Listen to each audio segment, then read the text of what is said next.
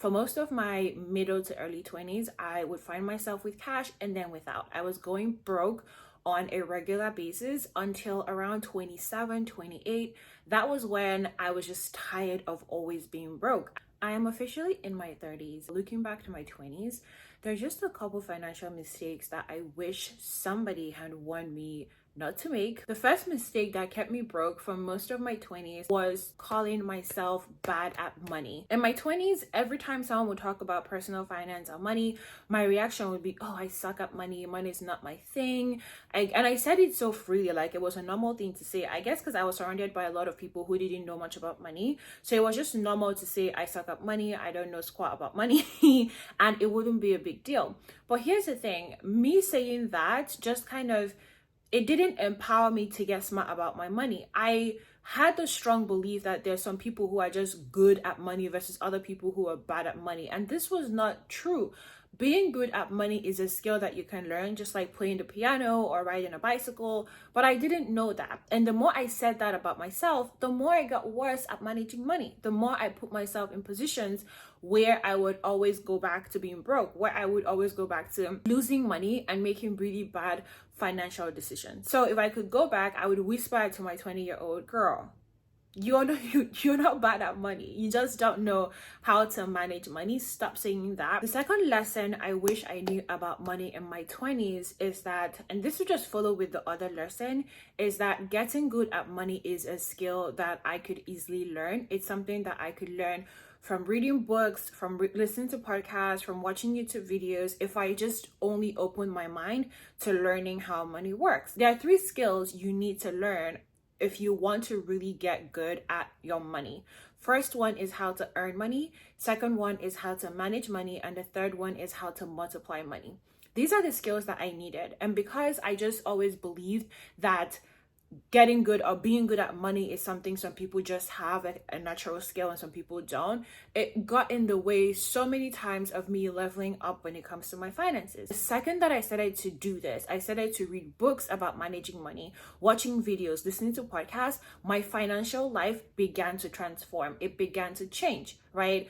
I started to save more. I started to manage my spending more. I started investing. Like, do you know for how long I thought investing was something that only wealthy people did? I didn't even know you could start investing with like $5. The third mistake I made, it's a lesson I wish I knew, is not to only have one bank account and to manage my entire account from that one bank account. Like, this was such an expensive mistake, because how exactly are you going to get smart about managing your money if all your money goes into one bank account, is spent from one bank account?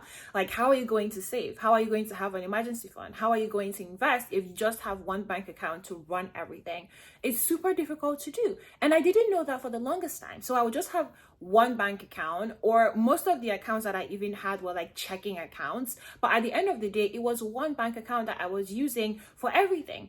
I didn't know that I needed to have a separate account for my savings or like a separate account for my emergency fund. Looking back, if I had separate accounts, it would have been so much easier for me to achieve some of the financial goals that I had been setting for myself. Don't make this mistake. Don't take your money and put everything into one bank account and try to run and manage your finances from one bank account. It doesn't work that way. I ran 2 startups for most of my 20s, and during that time I would always mix money from my business with my own personal income, and this made it so difficult to track what was what. It made it so difficult to run the business efficiently when it came to money, but it also made it so difficult to manage my own finances. So if you're someone who's like freelancing, or you have side hustles, or you have a business, like, don't make that mistake. Have a separate account where all of the money from your side hustle, your business, your freelancing, your whatever, all that money should have a destination. And then your own personal money, if it's money that you're getting from a job or like a bonus or like what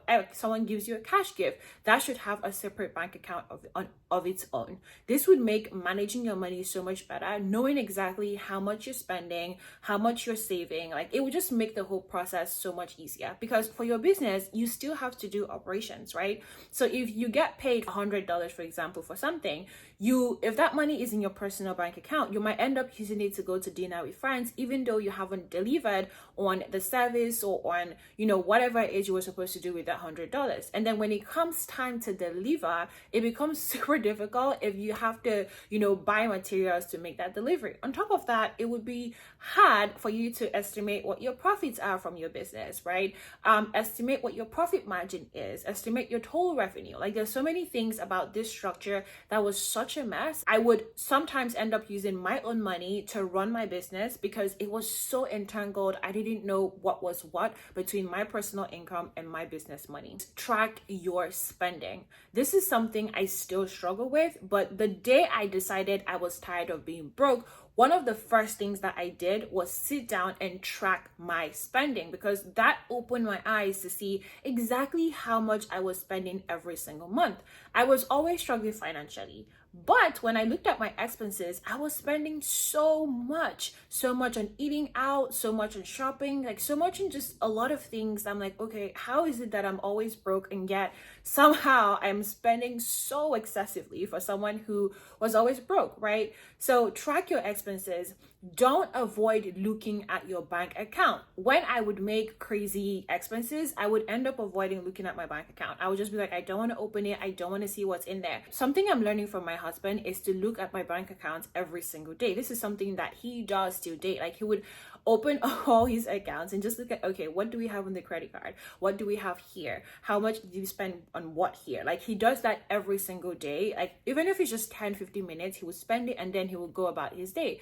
This is a habit that I'm personally building, is looking at the bank account, because you might be thinking you have XYZ amount in the bank and making financial decisions based off of that. But in reality, that money is not there. So don't hide from your own expenses. Track your expenses and make it a habit to look at your bank account.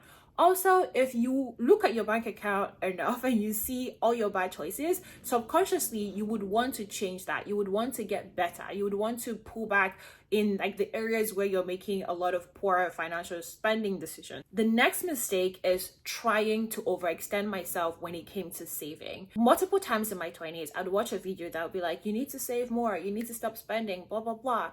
And because I was feeling so bad, I'm like, oh my gosh, I'm going to get my finances right. I would quickly run and like save 50% of my income. At 50%, I'm like, okay, I'm going to save 50%. But this was never sustainable. And when I would try like all these other budgeting methods, I also could never just like use it, because for me, it just nothing just felt right. Nothing worked for me. So running to oversave because I just wanted to start saving money was such a bad decision to like save too much. Instead, I needed to find a system that worked for me where I was on my finances. I wasn't earning so much that I would like save 50% and still have enough to pay my bills and to like do the things that I wanted to do. Instead, I needed a system that would fit where I was when it comes to how much I was making. If you're someone who's looking to get your money right, don't try to go and like save 50% of your income right out the bat. This is not something I would advise you to do. Instead, I would advise you to really review where you are at financially and start to look at the different systems for saving money that works for you. For some people, 50-30-20 is something that would work for them. For other people, a zero-based budgeting method, that's what works for them. So review these different methods, try some of them out, and just see kind of which one is a fit versus which one isn't. The next mistake I made a lot in my 20s when it comes to money is not pre-planning where I wanted my money to go before it entered my bank account. In my 20s, once money would come into my bank account, that's when I would start to think of, okay, what exactly should I be doing with this money? And usually this is after I have spent some of it either on gas, hanging out with friends, buying food.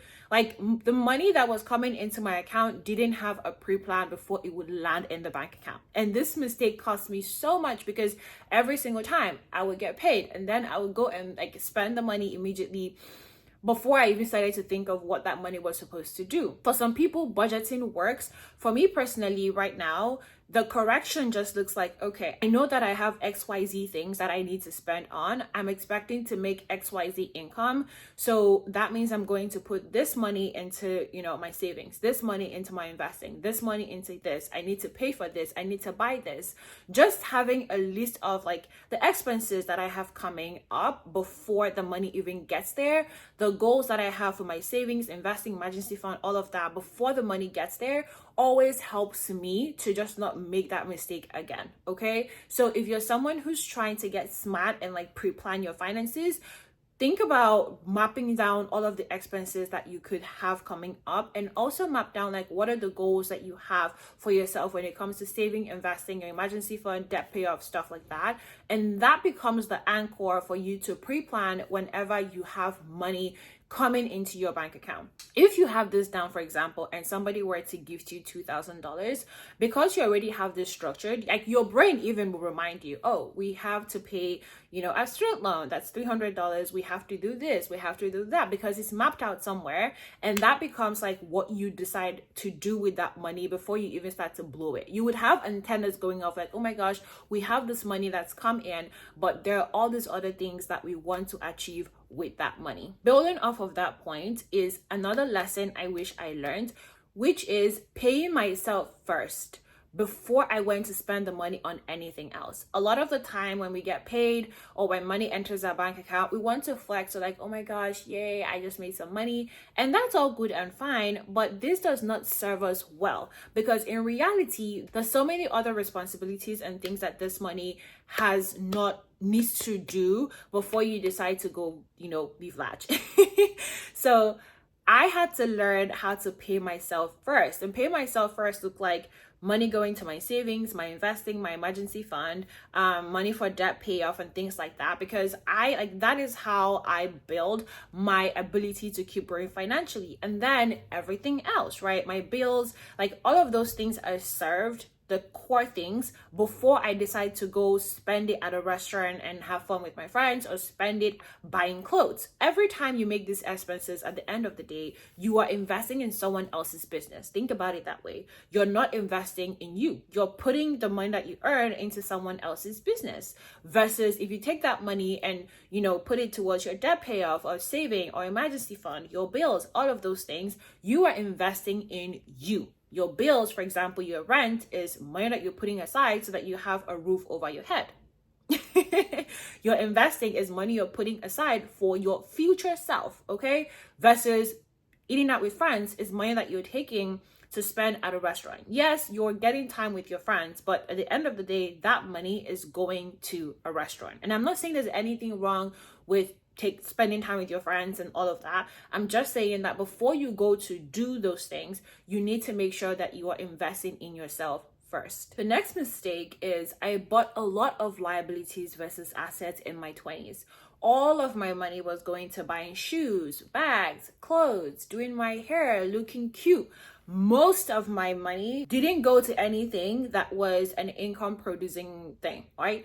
An asset is something that when you put your money into is going to generate some income for you. A liability pretty much loses its value the second you buy it. For example, the second I bought this wig, it pretty much lost its value. The second I bought this sweater, it lost its value. That's what a liability is.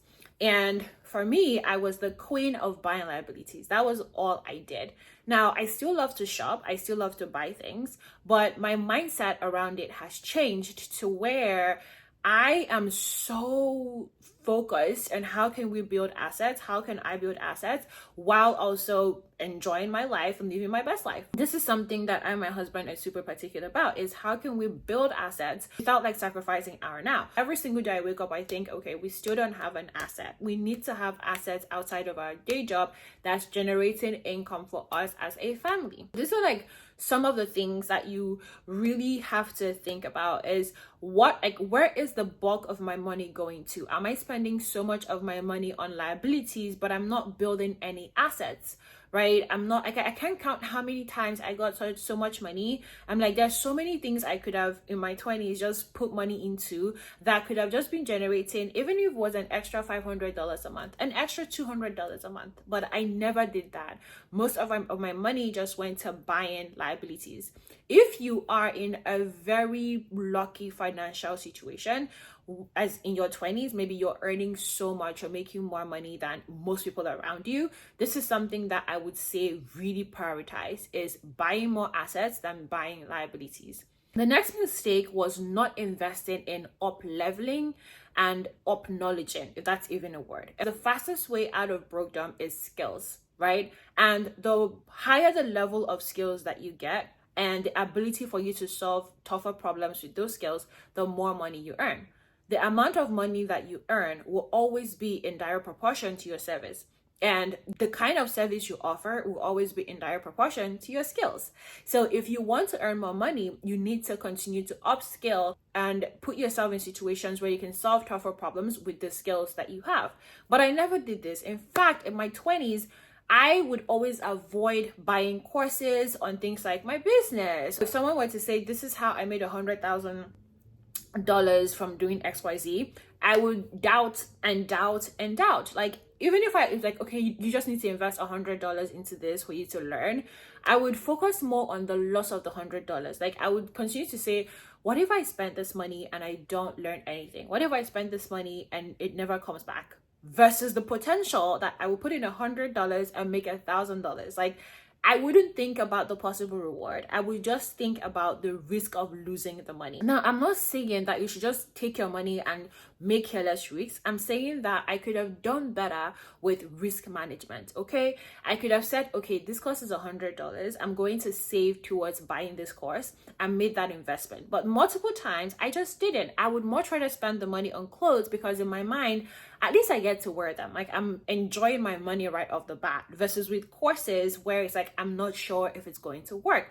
I could have done more research into the courses, like seen other people and their results to help me decide if this is like something that would give me value versus just focusing on losing the money. So if you're in your 20s, or even like if you're just working to get your money act together, do not hold yourself back from investing in your skills, investing in your knowledge. Like, don't hold yourself back. This is super essential for your own success when it comes to your finances. If there are courses you need to buy the courses. If there are classes you need to take the classes. If there are books you need to read, buy the books. As long as those things are getting you to where you're trying to go. After many years of the school of Google and YouTube, now I realize if there's something I really need to do, the fastest way to get there is to find people who have achieved the thing and go and learn from them. It's the same thing that applies here. If you're looking to get smarter and increase your income, for example, find people who have done the thing that would help you level up a skill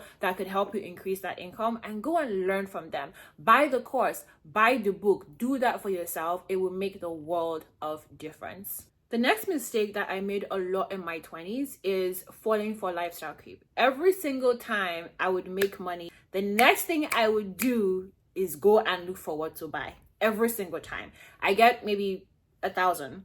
Next time I'm like, oh my gosh, time to live life. I start to buy stuff. I'm going to buy the wig, the hair, the clothes. Like, it was always a lifestyle creep thing. Like, the higher I earn, the more I spend. Every single time. And this kept me in a continuous cycle of being broke. It never served me well.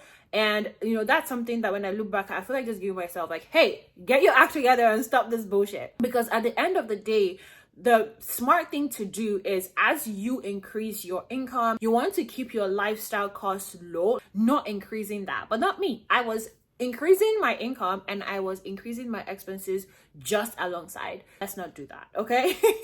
This is not a smart thing to do. So don't fall for lifestyle creep. Don't put yourself in situations where you now have to spend more because you are earning more. It's almost never worth it. That's about it. All of the things that I feel like I wish I could tell my younger self to not do when it comes to money. I really hope this video was helpful. And if it was, please like this video so that other people would find the video as well, and subscribe. You will love it here. Okay, bye.